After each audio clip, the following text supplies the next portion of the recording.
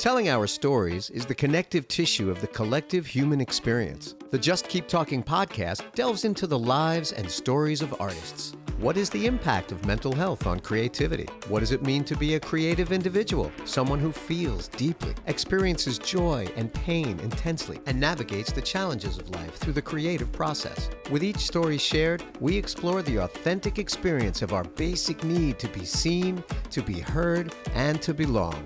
We're really not so different from one another, nor are we alone. Together, we can inspire, encourage, and enlighten each other to find the true joy and fulfillment that is within ourselves. When we just keep talking, we create the space for gratitude, self-acceptance, and grace in everyday life. In a world filled with divisiveness, fostering inclusivity and connection is a powerful way to make a positive impact. The Just Keep Talking podcast with me, Brother Love, because your story matters.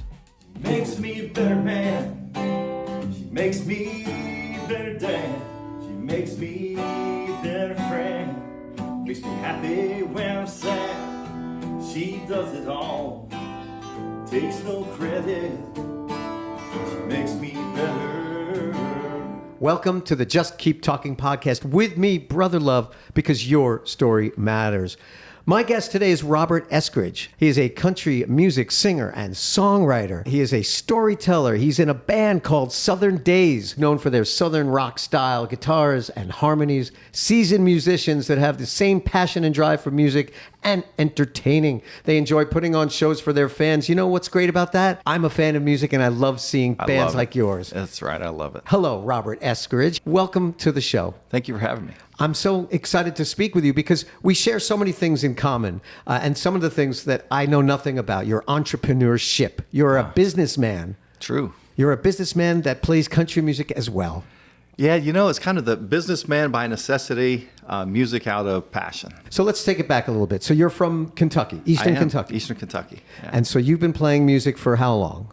So I got my first guitar when I was 6, but I started playing out when I was 16. It's kind of a weird thing. So playing guitar all the time was cool, but I actually got my start playing bluegrass music. And I played this big stand-up slap bass. Wow. And these guys would drag me around to all these festivals around Eastern Kentucky. Well, when did you start writing songs? You're a songwriter. I do. I love telling stories through song. I probably wrote my first song when I was 12. What was it called? It was called This Old House. It was on my very first EP. It was kind of an old funky one. I did it here in Nashville. I did it down in Franklin at Country Q. So it turned out okay. You look back at some of those early things that you did. I could probably rewrite it a little bit and probably redo the music piece of it because I really wasn't super happy with the way it came out. But man, it tells a great story. Right. Yeah, I love songs that tell stories. So what's the story about? What mindset? What was the mind frame when you wrote this song? Yeah, when I was 12, I lived in Delaware with my grandparents, and we were pretty impoverished, to be quite honest. We weren't super rich. But I had to ride my bike to football practice or baseball practice, and I drove by this white house all the time. And I always thought, you know what? That house looks like it has a lot of love there. It looks like, you had the swing sets in the yards, the little, back in our days, you had the little trikes, the little big wheels that were out there. And I always thought, I bet you that family's got tons of love in there. And so the song's all about that old house, how memories are made and how they grow up and how they come back and you spend your holidays there. And it's a really good story. I love it. Was the song a bit of a departure from your life? Was it a place to escape to? Like, what was it like growing up as a 12-year-old with your family? Would you say you were in a loving house, a supportive house? Or was this kind of like longingly looking at this house being like, I want that? Yeah, I think it was more of that would be nice to have. That would be one of those things. I kind of grew up in a pretty rough situation. My mom did the best she could.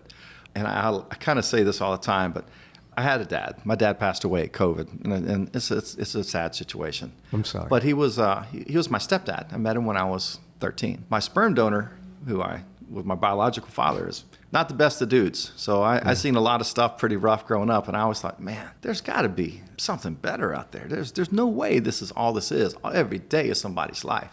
And so playing guitar was my escape. Wow. I get locked up, and I really got into, and this sounds crazy for a country guy, I got into Billy Joel, AC/DC, and the Beach Boys. Wow. So I learned cut my guitar licks and stuff. I learned all that stuff from those guys. And then, I really got into old Hank Sr., Merle Haggard, George Jones, and those type of things. But This Old House was the very first song that I wrote. That's pretty amazing because as a young person, we don't really speak about our feelings so much, right? I mean, at 12 and 13, I was thinking back to when I was a kid and I was bullied, very much so. I remember being in second grade and I asked a friend of mine, I said, how do you do it?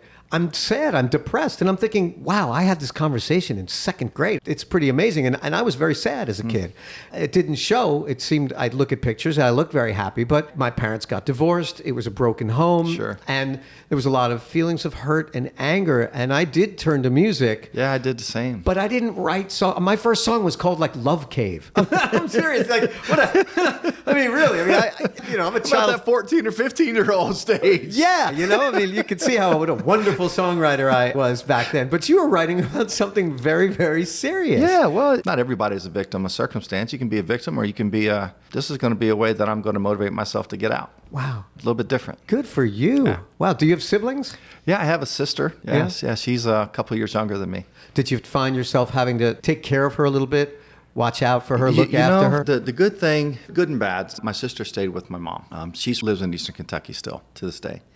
So she stayed with her the whole time, and I stayed in Delaware with my grandparents for a few years. Because when my mom and my father were having all their challenges, there was just not it was tough, That's the right way to say it. Everybody's got their stuff that they got to deal with. Mm-hmm. My mom was going through some harsh stuff, and I look back on it now and wonder how in the world she raised my sister and I to be decent human beings because of all the crazy she had to put up with. Right. It was a mess, man. It was an absolute mess. So you take those life experiences and those things that you see, and then you translate them, you put them to a pen and paper, and it comes out differently. My way that I portray things might be totally different than somebody that didn't have those same troubles and circumstances. So I think in a lot of stuff when I'm doing my songwriting, it comes back to a very personal level. You heard the Better Man song.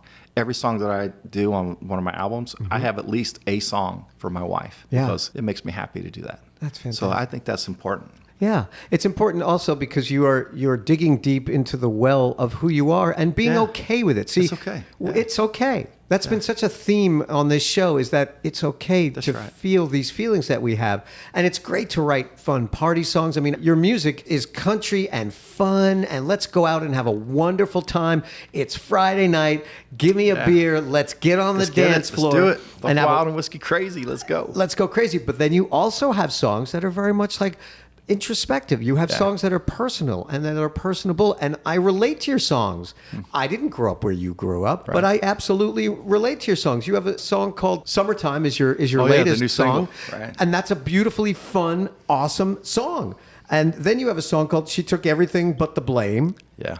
It's all good country music. You're telling good stories. These are country staples. Good time party, and then woe is me. I'm a sad country boy, and here's my story. But then you have a song called When Life Happens. Oh, yeah. That's a great one. When Life Happens took me to a place. Yeah. I was quiet, and I was introspective, and I thought, man, that's a good song. Thank you. Yeah, that song is interesting. Julie and I are a blended family. We're celebrating our 10-year anniversary. Congratulations. We're leaving Saturday to go to Mexico with like 30 people to go have a great time. We're going to have a wonderful time. But congratulations. Thank you so much. Yeah. When we were getting together, our kids were all kind of young. My daughter, our oldest daughter, was already in college, so it wasn't that big a deal.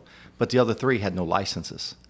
One was in like band. Driver's license or license to do? No driver's license. No driver's license. Go to band practice, cheerleading practice, dance practice. And it felt like from time to time, we were just like passing each other. And today I'm a taxi, tomorrow I'm Uber, now I'm a Lyft. And there's a part of that song I was like, man, I am meeting myself coming and going. So it talked about that a little bit. And the other piece of this, at the very last verse, my dad passed away during COVID. He was 80 years old. Had a good life, had a good run, so good for him. He was a wonderful man. But he told my mom, hang on a second. He told my mom that he'd be waiting for her at Heaven's Gates. So on that song, the very last verse, he goes, he'd be waiting for at Heaven's Gate because life happens. Yeah. Every day life happens. Yeah. What you choose to do with it is different. How you react to stuff. But yeah, that kind of hit me. Well, it hit me too, and thanks so much for that. Yeah. You're a fantastic songwriter, and Thanks. And I appreciate you sharing that story. And it brings forth what happens in life, which is the happening of life. So It does. you pursued a country music career. Did you tour? Did you make records? I mean, this is... You know, it was kind of an odd thing for me, to be honest. Early on, I wanted to do this really bad. I was coming down to Nashville, meeting some dude named Billy Ray Cyrus. You may have heard of him. His dad and my uncle played tennis together. But we were going through the same studio in Lexington, and I would come down here maybe once a month. We'd share a car and fuss and complain. I still got a set of his speakers from the club that he left in Huntington, West Virginia. We still have them. But, you know, I tried this a lot, and I was working with a couple development labels. We had some deals that cooked, and things just were starting to get growing for me. And then we got pregnant, and I decided probably more important to make a career at a company called Lexmark. And, yeah, I kind of checked out of it for a while. So how long ago was this? I started playing down here in probably the mid-'90s. So Okay. I had some good runs, man. I played up here at top of Music Row when Gillies used to be there. Yeah. I mean, I did 6 weeks up at Gillies. I played Stockyard Bullpen Lounge, and they trucked me around all over town. I played, the Ernest Tubb Record Shop. I did an afternoon at the Grand Ole Opry. I had a storied early career that was freaking awesome. The guy I was working with had these other dudes, and it was so funny. They were really nice. Man, these guys. Harmony, mandolin, they could play anything with strings. I'd never seen anything like it. But I was in Nolan's office one day, and they were sitting there talking back and forth. And I came back maybe, I don't know, it was probably 5 or 6 weeks later, maybe 2 months, I don't remember. I said, hey, whatever happened to those guys? He goes, oh, yeah. He goes, they changed their name. I said, what was it before? I said, well, they were the Tennessee River Boys, but they changed their name to Diamond Rio. Wow. What are you talking about? Yeah. Yeah. So, I mean, here I am humping Nashville with like all these guys, and, I'm doing my career now in my real world, and I'm watching these guys that I used to run around here in town and go to songwriters nights and some other stuff, and slowly, a little bit at a time, this guy's made it and those guys made it. And I'm like, man, that's awesome. So some of these guys, they put in the time, they put in the work and the effort, and so great for them. So I was really happy to see all this stuff. But yeah, probably by 97, 98, I pretty much said, I really need to focus on work, because baby formula, diapers, all that stuff was one of those things. And so I didn't really shelf it and say I'm never doing it again. With my first marriage, it was one of those things. It was more a point of animosity than it was anything else. And so sometimes the juice isn't worth the squeeze. And so I decided that I probably should just focus on my kids, my career, and my Lexmark world. And then at some point, maybe I'll kind of come back and revisit that. And then, you look at it years later, I'm like, well, it's not going to get any worse. Right. I might as well just start my band again. So I did. I'm like, yeah, it's time to do that. And then, I got divorced, and she took everything, but the blame was about that first person, right? So that's the true story. That's how that came about. But yeah, that's kind of what shook out, man. I used to come here a lot. So how old were you when this transition happened? So when I started coming here, I would say 26, Okay. 25, 26, right out of college. Really? You were moving on up in the world. I mean, you shared the stage with Tim McGraw, Exile, Diamond Rio, John Michael Montgomery Gentry. I would tell you a funny story. I played bass for Troy Lee and these guys, right? So at the end of the day, Austin City Saloon in Lexington is very famous. John Michael got to start there. I played rhythm with him for a while. Yeah. My guitar player played with John as well. But Troy came in one day. We were getting ready to play a gig, and Troy was a pretty big dude. I don't know if you knew Troy Lee Gentry from Montgomery Gentry. Yeah. Super nice looking guy. He's a big, tall dude. Gorgeous guy. Are you kidding me? Talk about an Adonis. He had this the guy. best hair, right? The best hair. And he came in with his big old black cowboy hat on.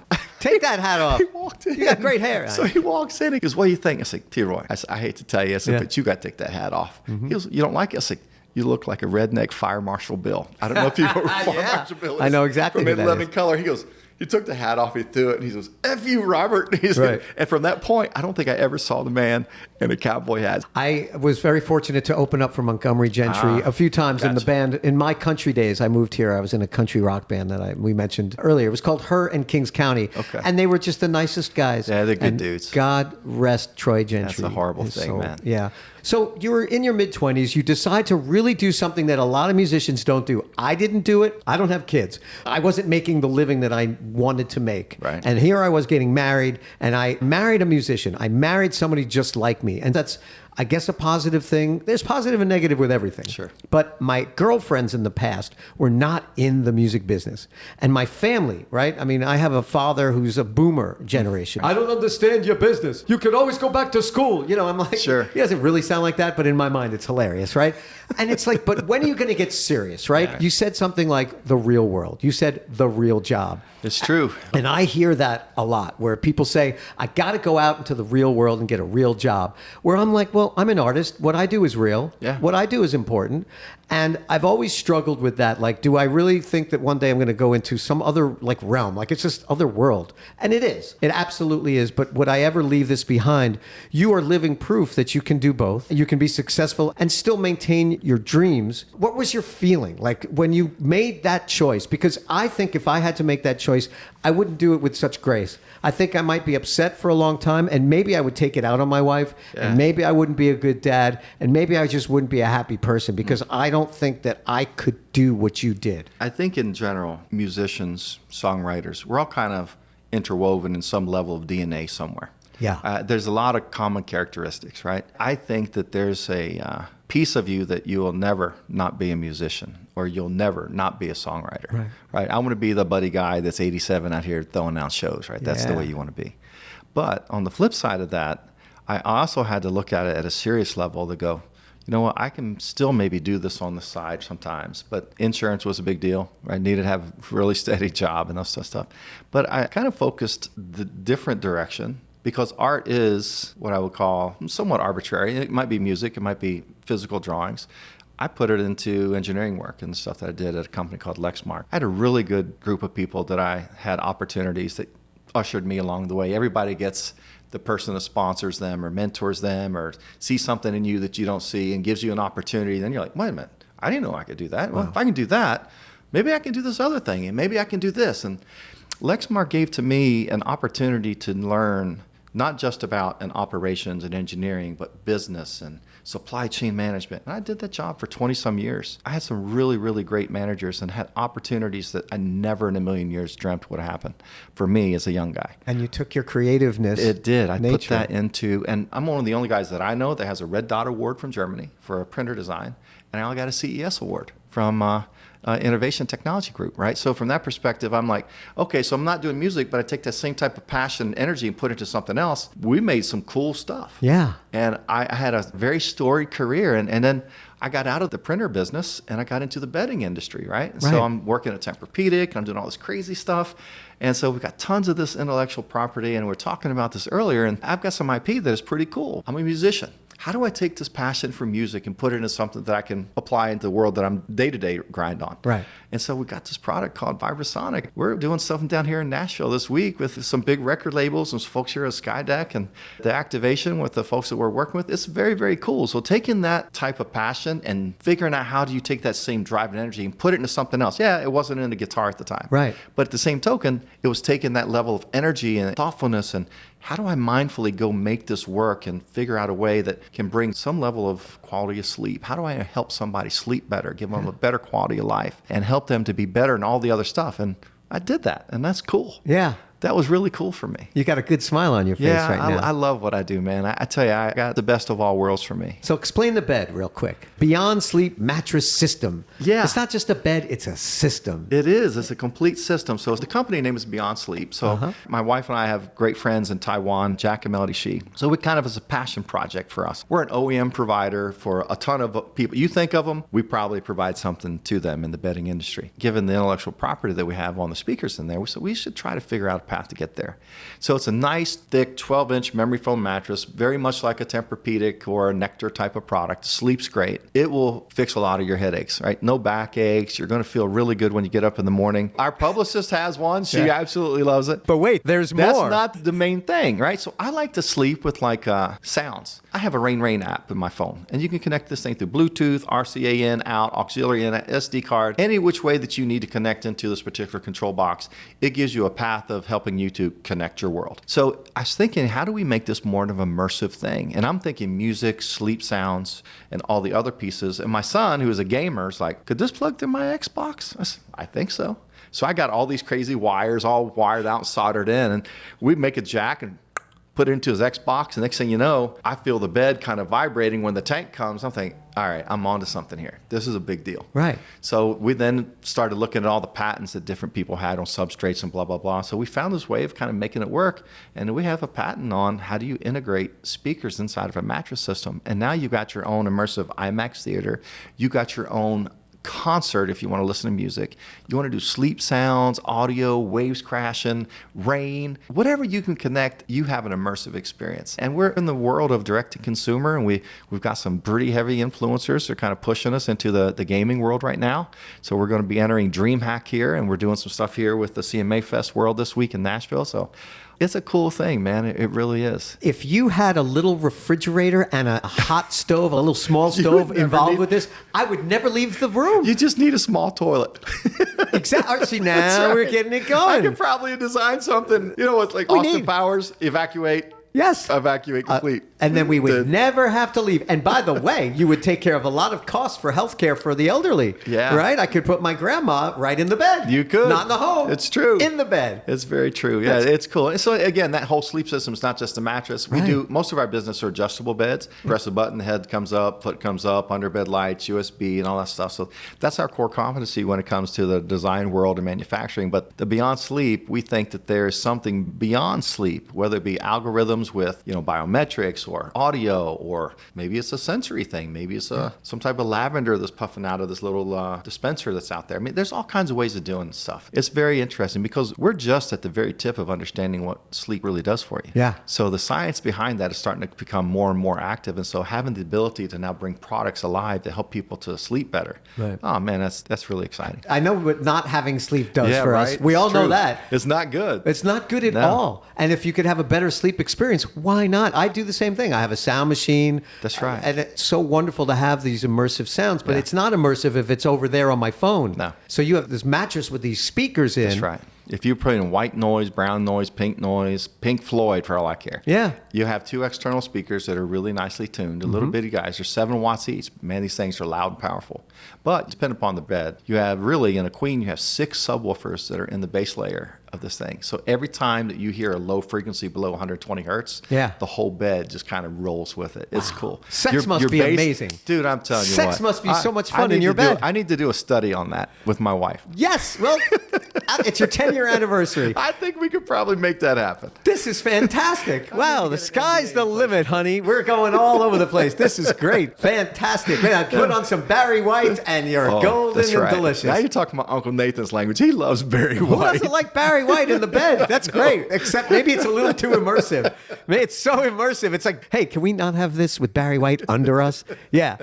So you're living your best life. I mean, you're in Nashville. You have this company. Did you say Lexmark? Yeah, I worked at Lexmark for 22 years. That's everything. Lexmark, I'm thinking now, it's been on everything. Every printer I've ever had. That's right. All kinds of stuff. Sure. I also noticed that you have tour dates on your website. So what I'm trying to tie in here is that here you are. How old are you? I am 28 this year, soon to be 28 and a half. Come on. How old are you? I'll be 57. 57. See, I'm 53. I'll be 54. Okay. You look great, by the way. Thank you. Got a great head of hair on you. I know. It's crazy. Okay. We take everything we got, right? That's right. I take that. So you have tour dates. You have music that you just released. Summertime, your song is just released. So this is the kind of life that I think I'm trying to aspire to, because I work and I have odd jobs here and there, and I make some more money and life is easier, and cool things also. Like I have songs that are on television shows, and I do some gigging, and I do this podcast. But what I really enjoy is when like everything's working at the same time. It all clicks. It makes it a lot easier. You know, it's like there is something to be said about maybe my musical career could have been further along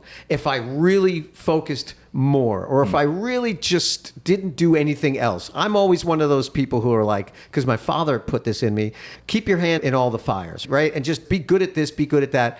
I'm understanding that jack of all trades, master of none is just that. I'm a jack of a lot of trades, not really a master of any of them.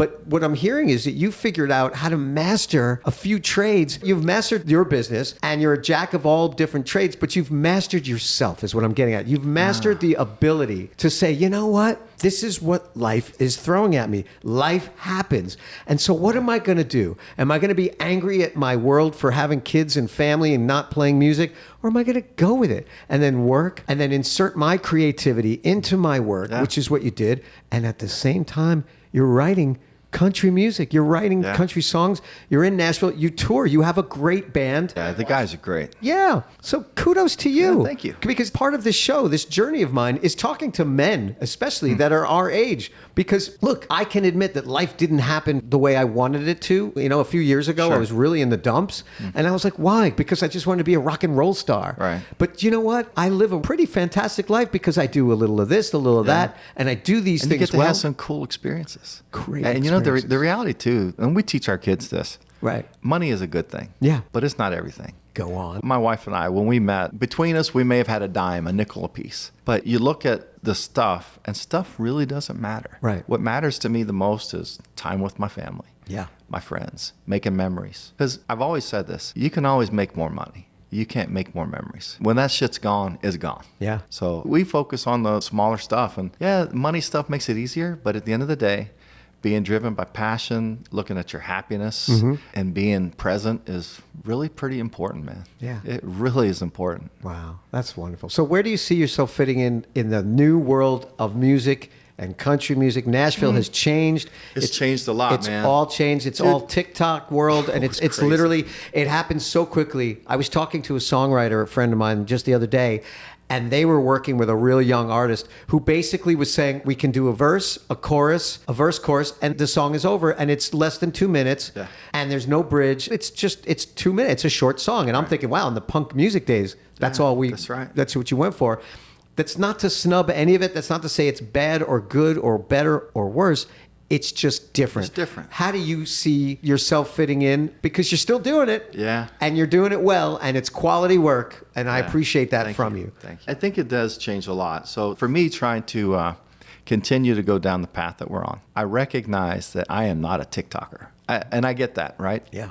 But I'm going to have to figure out how to go do those things.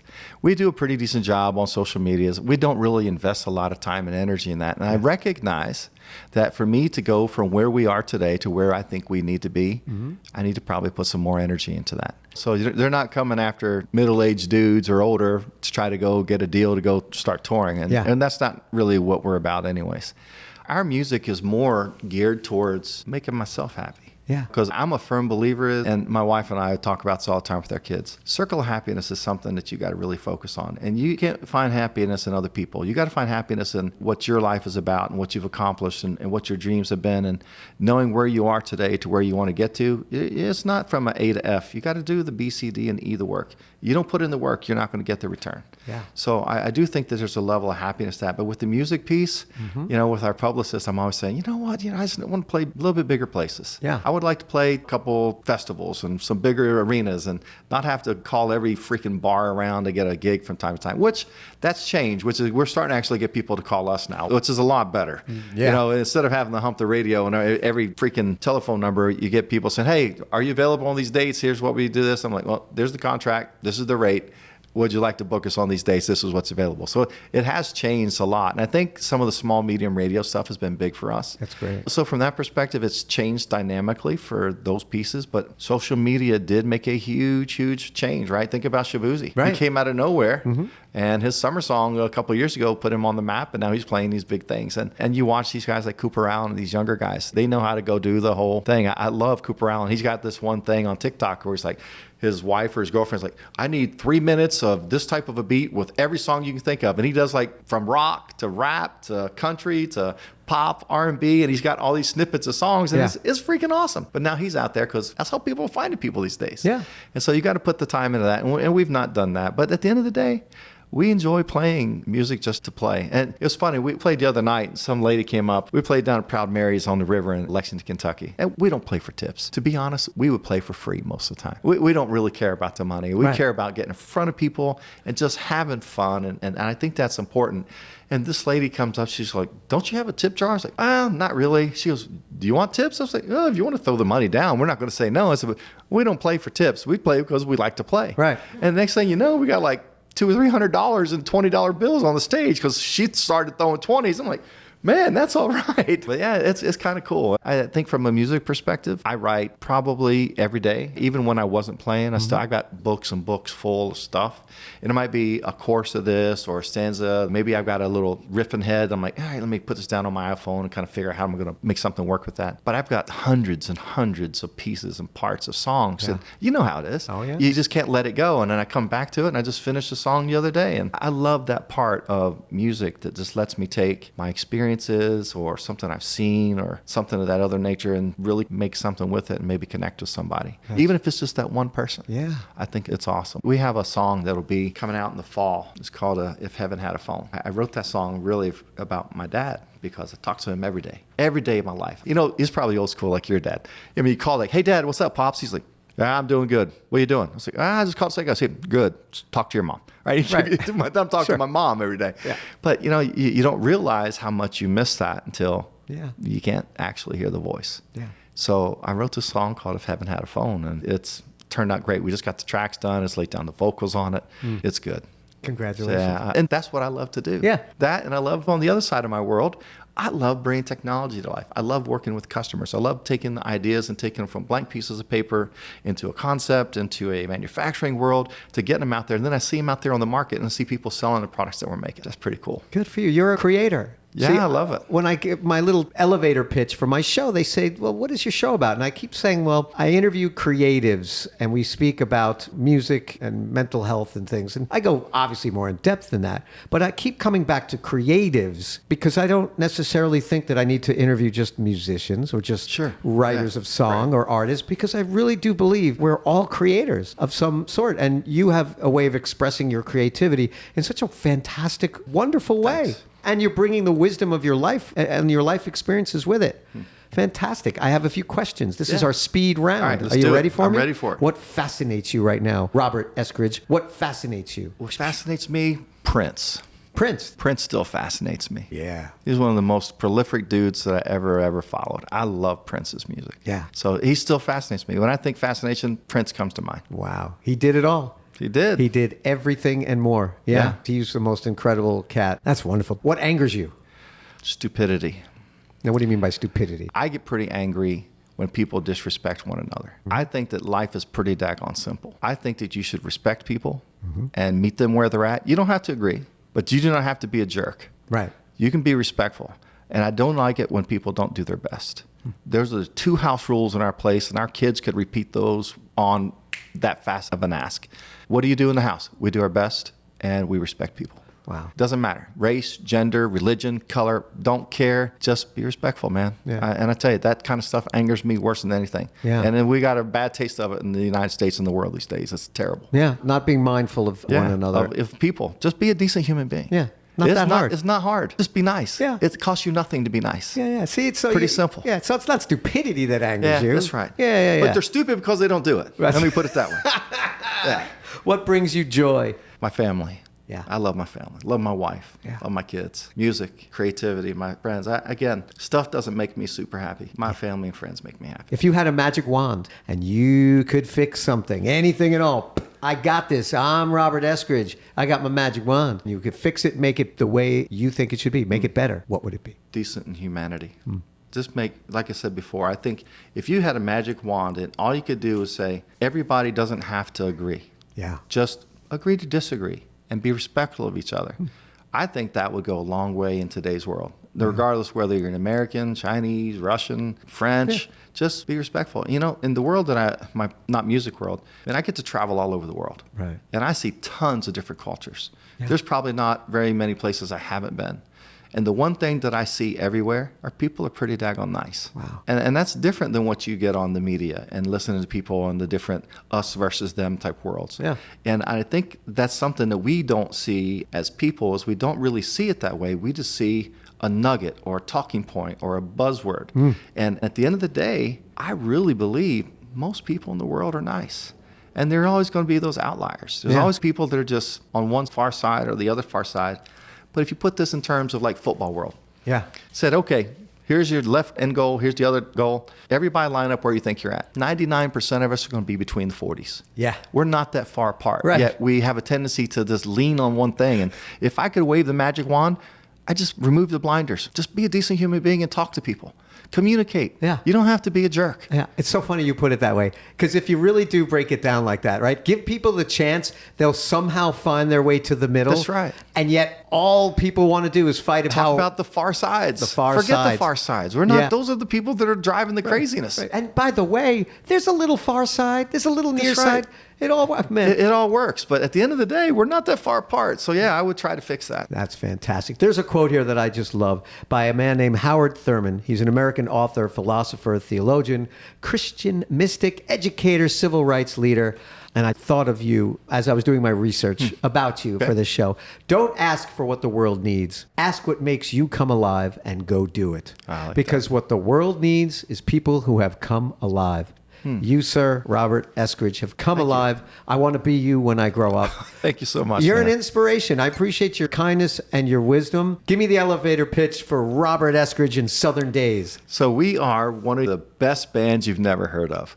Go to roberteskridgecountry.com. You got Facebook, TikTok, Instagram. I would say for the money, and we're pretty damn cheap, we're the best value in entertainment, man. We cover everything from your 50s music all the way to R&B and rap. So between four guys, we all play and sing. I mean, it's very rare in today's world you get four-part harmony. We're kind of a four-piece band that does very ego-less type stuff. It's kind of cool. That's great. Robert Eskridge, thank you for being on the Just Keep Talking podcast. Thank you so much. Your story matters. Thanks for tuning into the Just Keep Talking podcast with me, Brother Love. Until next time, so much fun and so much joy getting to know you, sir. Cool. Thank you so much. All right. We'll see you soon, everybody. Bye-bye. You can personally support this show simply by clicking the tip link in the show notes. The Just Keep Talking podcast is now available on all podcast platforms. Please like, share, and subscribe. Visit our website at justkeeptalking.com, our YouTube channel at Just Keep Talking Podcast, and Instagram at The Just Keep Talking Podcast. Thank you so much for supporting the Just Keep Talking podcast with me,